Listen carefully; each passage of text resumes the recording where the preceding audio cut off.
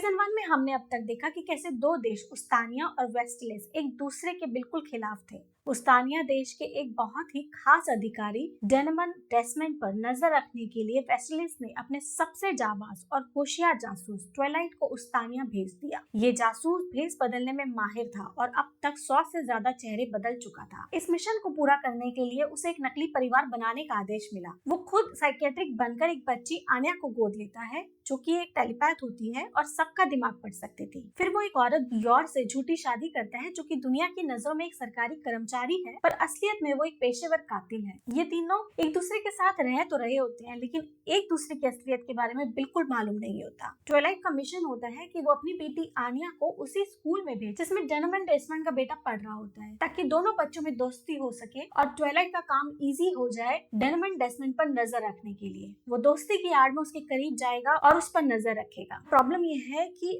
Twilight की बेटी आन्या और डेसमंड के बेटे डेमियन की दोस्ती आपस में नहीं हो पा रही है। वो दोनों एक दूसरे के नजदीक भी नहीं जाते हैं और एक दूसरे से बात करना भी पसंद नहीं करते हैं। आन्या हालांकि कोशिश कर रही है क्योंकि उसे पता है कि उसके पिता का मिशन क्या है, क्योंकि वो उनका दिमाग पढ़ चुकी है, कि वो पूरी कोशिश कर रही है कि वो डेमियन से अपनी दोस्ती निभा सके, उसके साथ दोस्ती बढ़ा सके। पर उधर डेसमंड का बेटा डेमियन न जाने क्यों आन्या के नजदीक आते ही जोर जोर से चिल्लाने लग जाता है। उसका दिल जोरों से धड़कने लग जाता है और वो गुस्से में लाल पीला होकर वहां से भाग जाता है। इस वजह से दोनों बच्चों के बीच में दोस्ती नहीं हो पा रही है। अब सीजन 2 में हम इस कहानी को लेके आगे बढ़ते हैं। यॉर एक खतरनाक मिशन पूरा करती है और सारे मुजरिमों को मार देती है, पर उसमें से एक मुजरिम उसे गोली मार के भाग जाता है। ये गोली सीधा उसके कूल्हे में लगती है। यॉर गोली खाकर भी जिंदा होती है और जैसे तैसे अपने घर पहुंचती है, पर उसकी शक्ल बनी हुई होती है, जिसे देखकर ट्विलाइट सोचता है कि यॉर उससे नाराज है। पर यॉर तो दर्द में होती है और वो ट्विलाइट को ये बता भी नहीं सकती थी कि उसको गोली लगी है, क्योंकि अगर वो उसे बताती तो ट्विलाइट उससे ये भी पूछता कि उसे गोली कैसे लग गई और वहीं उसकी असलियत के बारे में पता लग जाता। तो यॉर को ऐसा लगता है कि ट्विलाइट को जैसे ही पता लगेगा यॉर की असलियत के बारे में, तो ट्विलाइट उसे छोड़ देगा और उसकी बसी बसाई गृहस्थी टूट जाएगी, जो यॉर बिल्कुल नहीं चाहती थी। इसलिए यॉर चुपचाप अपने बेडरूम में चली जाती है सोने के लिए। पर ट्विलाइट इधर सोच रहा होता है कि वो यॉर का मूड कैसे ठीक करे। आन्या उन दोनों का दिमाग पढ़ लेती है और हैरान हो जाती है कि मम्मी इतनी स्ट्रॉन्ग है कि वो गोली से भी नहीं मरती, और इधर पापा हमेशा हर बात को गलत ही समझते हैं। ट्विलाइट यॉर का मूड ठीक करने के लिए सोच ही रहा होता है कि वो उसके रूम में जाता है और उसको बोलता है कि क्यों नहीं हम कल एक डेट पर चलें। ये सुनकर यॉर मन ही मन खुश हो जाती है और उसे हाँ कर देती है। अगले दिन पूरी डेट के दौरान वो हर जगह खड़ी ही रहती है, क्योंकि उसके तो कूल्हे में दर्द है, वो बैठ ही नहीं सकती थी। चाहे वो मूवी हॉल हो, चाहे बोट राइडिंग हो, चाहे वो मैच देख रहे हो, हर जगह वो खड़ी ही होती है। पर ट्विलाइट को लगता है कि ये खड़ी हुई है तो कहीं ना कहीं वो उससे अभी भी नाराज है। फिर वो दोनों डिनर के लिए एक रेस्टोरेंट में जाते हैं और यॉर जैसे तैसे वहाँ बैठती है। यहाँ वही मुजरिम जो यॉर को गोली मार के भागा था वेटर बना हुआ होता है और यॉर को देखते ही वो सोचता है कि अरे ये तो मरी ही नहीं, तो वो उसके ड्रिंक में जहर मिला देता है और उसे दे देता है। ये जहर यॉर पर कुछ असर ही नहीं करता और बल्कि दवा का काम करता है। ये जहर पीते ही यॉर का दर्द बिल्कुल गायब हो जाता है और वो मरती ही नहीं। इससे पता चलता है कि यॉर फिजिकली और मेंटली कितनी स्ट्रांग है, क्योंकि अब यॉर का दर्द गायब हो गया था। तो यॉर ट्विलाइट के साथ अपनी बाकी की डेट एंजॉय करती है। बाकी आन्या को बताती है कि जल्द ही स्कूल वाले होशियार और नालायक बच्चों की क्लासेस अलग अलग कर देंगे और उनकी क्लासेस भी अलग लगेंगी। ये सुनकर आन्या को तो जैसे सदमा ही लग जाता है और वो उदास हो जाती है। वो ये सोच में पड़ जाती है कि वो तो पढ़ने में कमजोर है और अलग क्लास लगने की वजह से वो बेकी और अपने दोस्तों से मिल ही नहीं पाएगी और अकेली रह जाएगी। जिस पर बेकी उसे समझाती है कि आन्या के पास अभी भी वक्त है और वो अगले एग्जाम्स और क्लास टेस्ट में अगर अच्छी परफॉर्म करे तो शायद वो दोनों साथ रह पाएंगे। स्कूल में एक खास तरीके की मिठाई बनी होती है, जिसके बारे में स्कूल में ये अफवाह होती है जो भी इस मिठाई को खाएगा वो बच्चा स्टेला स्कॉलर बन जाएगा। ये सुनकर बेकी, आन्या, डेमियन और उसके दो दोस्त मिठाई लेने के लिए दौड़ लगाते हैं। उन पांचों में आपस में रेस हो जाती है। वो जैसे तैसे कैफेटेरिया पहुंचते हैं, पर वहां पहुंचते ही वो देखते हैं कि जो लास्ट प्लेट बची हुई थी वो एक दूसरा बच्चा खरीद कर ले लेता है और मिठाई आउट ऑफ स्टॉक हो जाती है। अब आन्या, बेकी, डेमियन और उसके दोनों दोस्त ये मिठाई हर हाल में खाना चाहते थे, तो वो उस बच्चे के पास जाते हैं और उसे डराते धमकाते हैं। वो बच्चा कहता है कि हम खाने वाले तो 6 हैं, लेकिन मिठाई के पीसेस तो सिर्फ 5 ही हैं। अगर मैं बांटूं तो भी एक बच्चा तो रह ही जाएगा। जिस पर डेमियन सबको कार्ड्स खेलने की एडवाइस करता है। कहता है कि जो भी बच्चा लास्ट में हारेगा उसे मिठाई नहीं मिलेगी, बाकी 5 लोग खा लेंगे। अब सब लोग गेम खेलना चालू करते हैं और आन्या सबका दिमाग पढ़ के गेम जीत जाती है। पर डेमियन और उसके दोस्त कहते हैं कि आन्या ने चीटिंग करी है और डेमियन कहता है कि आन्या ने उसका दिमाग पढ़ लिया है, जिस पर आन्या शॉक हो जाती है और उसे फिर से एक और गेम खेलने के लिए कहती है। यहाँ एक्चुअली आन्या दोबारा से गेम खेलने के लिए इसलिए बोलती है कि डेमियन को आन्या पर शक हो गया है कि वो उसका दिमाग पढ़ सकती है, तो वो उसका शक दूर करना चाहती थी। नहीं तो होगा क्या कि डेमियन को पता लग जाएगा कि वो सबका दिमाग पढ़ सकती है और वो जाकर ट्वाइलाइट को बता देगा, और ट्वाइलाइट को जैसे ही पता लगेगा तो वो आन्या को वापस अनाथ आश्रम में छोड़ देगा, जिससे आन्या वापस से अकेली हो जाएगी और अपनी फैमिली से दूर हो जाएगी। तो आन्या को ये सब तो बर्दाश्त करना नहीं था, तो इसलिए डेमियन का शक दूर करने के लिए ये बोलते हैं कि चलो हम दोबारा से गेम खेल लेते हैं, मैंने तो कोई चीटिंग नहीं करी। गेम दोबारा से स्टार्ट होता है। यहाँ आन्या प्लान करती है कि वो गेम में हार जाएगी, जिससे डेमियन का शक दूर हो जाएगा। लास्ट में डेमियन और आन्या ही बचते हैं। अब यहाँ गौर करने वाली बात यह है कि अपनी आन्या, जो कि बहुत ही साफ दिल की लड़की है, वो बहुत ही इमोशनल भी है और वो जो सोचती है वो एक्सप्रेशन उसके फेस पर भी आ जाते हैं। तो इसलिए जब आखिरी बाजी में डेमियन सही कार्ड उठाने ही वाला होता है तो उसी दौरान आन्या रोने लग जाती है। उसकी आंखों से जोर जोर से आंसू बह रहे होते हैं। वो सोचती है कि उसे मिठाई नहीं मिलेगी और मिठाई नहीं खाने पाने की वजह से वो स्टेला स्कॉलर नहीं बनेगी, और स्टेला स्कॉलर नहीं बनेगी तो वो होशियार बच्ची नहीं बनेगी, और होशियार बच्ची नहीं बनेगी तो उसको अलग क्लास में बैठना पड़ेगा। तो वो जोर जोर से रो रही होती है। वो कुछ बोलती नहीं है लेकिन सिर्फ रो रही होती है। इधर डेमियन उसकी रोती हुई शक्ल देखकर फिर से पिघल जाता है और वो जानबूझकर दूसरा कार्ड सिलेक्ट करता है और आन्या को जिता देता है। अब इस बात पे डेमियन अपने आप से इतना नाराज होता है कि उसने ऐसा क्यों किया। दरअसल डेमियन को आन्या पर क्रश होता है और वो जैसे ही उसके सामने आता था तो उसका दिल जोरों से धड़कने लगता था, इसलिए वो आन्या से दूर रहता था और बात ही नहीं करता था। इधर सारे बच्चे अपने अपने हिस्से की मिठाई खाने में बिजी होते हैं, तो आन्या डेमियन की तरफ देखती है तो सोचती है कि चल मैं इसके साथ में अपने हिस्से की मिठाई शेयर कर लेती हूँ। तो वो डेमियन को मिठाई ऑफर करती है, जिस पर डेमियन जोर जोर से चिल्लाने लग जाता है। वो इसलिए चिल्लाता है कि आन्या फिर से उसके सामने आ गई और आन्या अकेले ही मिठाई खा लेती है। आन्या जैसे ही मिठाई खाती है उसे सब कुछ याद रहता है और वो अच्छे से एग्जाम देती है। उसकी परफॉर्मेंस में लास्ट टाइम के कंपैरिजन में काफी इम्प्रूवमेंट भी होता है। उधर ट्वाइलाइट की दोस्त फ्रैंकी की फ्रेंड की बिल्ली खो जाती है, जिसे ढूंढने के लिए फ्रैंकी ट्वाइलाइट से मदद मांगता है, पर ट्वाइलाइट मना कर देता है। वो बोलता है ऐसे आलतू फालतू बिल्ली बिल्ली ढूंढने के लिए मेरे पास टाइम नहीं है, मैं जासूस हूँ, मैं यहाँ बिल्लियां नहीं ढूंढता हूँ लोगों की। क्योंकि फ्रैंकी अपनी फ्रेंड को इम्प्रेस करना चाहता था और सोच रहा था कि अगर वो उसकी बिल्ली ढूंढकर उसे दे देता है तो उसकी फ्रेंड उसे प्यार करने लगेगी और उससे शादी कर लेगी। ये सब सोचकर वो खुद ही बिल्ली को ढूंढने निकल पड़ता है, जहाँ उसे योर मिलती है और वो योर को सब कुछ बताता है। यार उसे बिल्ली ढूंढने में मदद करती है और वो दोनों मिलकर बिल्ली को ढूंढने लग जाते हैं। फ्रैंकी डिवाइस स्टार्ट करता है जिसमें से एक तरीके की स्मेल निकलती है जो कि बिल्लियों को आकर्षित करती थी, और देखते ही देखते कुछ ही देर में वहाँ बहुत सारी बिल्लियां इकट्ठी हो जाती हैं, जिसमें से एक बिल्ली फ्रैंकी की फ्रेंड की होती है, जिसे फ्रैंकी पहचान लेता है। यार उस बिल्ली को जाकर पकड़ लेती है और फ्रैंकी अपनी फ्रेंड के पास जाकर बिल्ली को लौटा देता है। अपनी बिल्ली को देखकर उसकी फ्रेंड बहुत ही खुश हो जाती है और पास ही खड़े अपने बॉयफ्रेंड से फ्रैंकी को मिलवाती है। ये देखकर फ्रैंकी वहां से चला जाता है। बेचारे ने इतनी मेहनत करी एक लड़की को इम्प्रेस करने के लिए और ये नहीं पता किया कि इसका कोई बॉयफ्रेंड है कि नहीं है।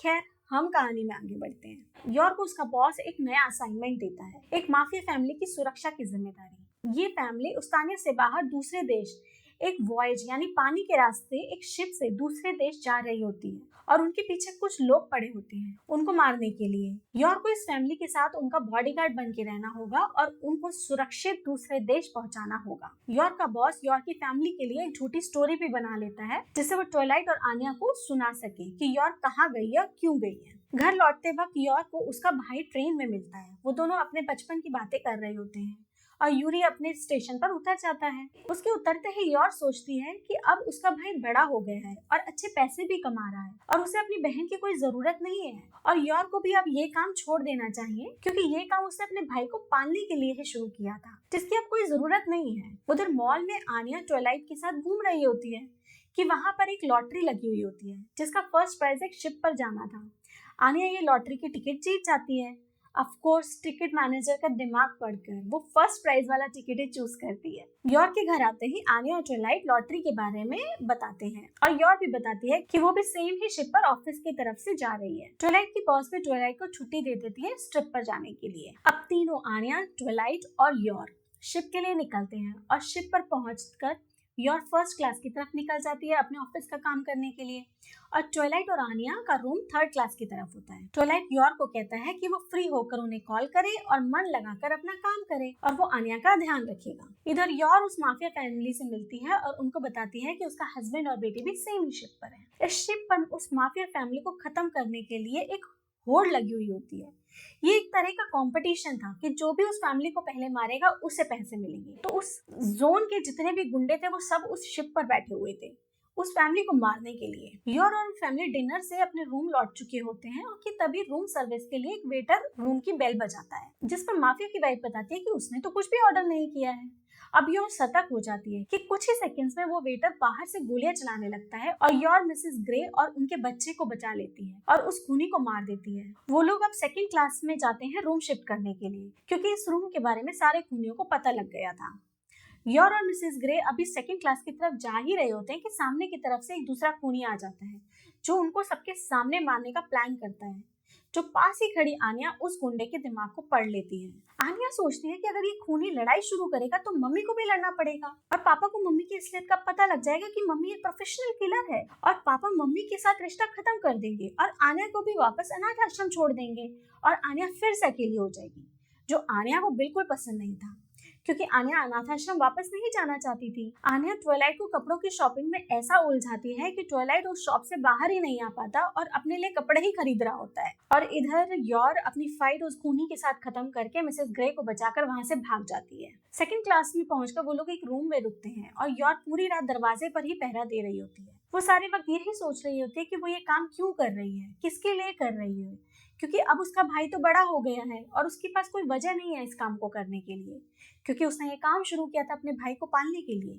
पर उसका भाई तो बड़ा हो चुका है और एक सरकारी कर्मचारी भी है, तो वो अच्छे पैसे भी कमा रहा है और योर की भी शादी हो चुकी है, तो अब उसको ये काम करने की जरूरत नहीं है। वो इसी सोच में बहुत गहराई से डूबी होती है और किसी निष्कर्ष पर नहीं पहुंच पाती है। उधर ट्वाइलाइट और आनिया शिप पर बहुत सारे एडवेंचर एक्टिविटीज करते हैं और दोनों योर को मिस कर रहे होते हैं। योर को ऑर्डर मिलता है कि उन्हें फिर से कमरा चेंज करना है क्योंकि शिप पर मौजूद गुंडों को उनकी लोकेशन का पता लग गया है और अब ग्रे फैमिली भेस बदलकर योर के साथ रूम से बाहर निकलती है। उनका प्लान था कि वो लोग अब थर्ड फ्लोर के स्टोर रूम में जाएंगे और जहां एक बोट ऑलरेडी रेडी होगी और ग्रे फैमिली उस बोट में बैठ जाएगी और वो लोग बोट को शिप के पिछले हिस्से से नीचे उतारेंगे, जहां से वो बोट थोड़ी दूर पर मौजूद एक दूसरे शिप पर ले जाएगी और वो शिप उनको आगे लेके जाएगा और इस पूरे काम को अंजाम इस शिप पर होने वाली आतिशबाजी समारोह के दौरान ही करना होगा। वो लोग स्टोर रूम की तरफ आगे बढ़ रहे होते हैं और शिप की छत से जाने का डिसाइड करते हैं। छत पर जाते ही सारे गुंडे उन्हें घेर लेते हैं। तकरीबन 25 से 30 गुंडे होते हैं और योर अकेली उनका सामना कर रही होती है। ये लड़ाई बहुत ही जबरदस्त होती है।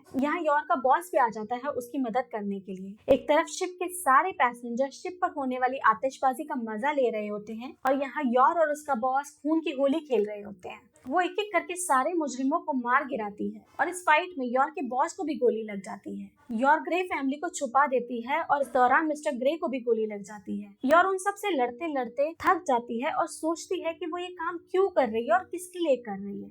अब उसका भाई बड़ा हो गया है और अच्छे पैसे कमा रहा है। योर को भी एक अच्छी फैमिली मिल गई है, तो अब ये काम छोड़ देना चाहिए।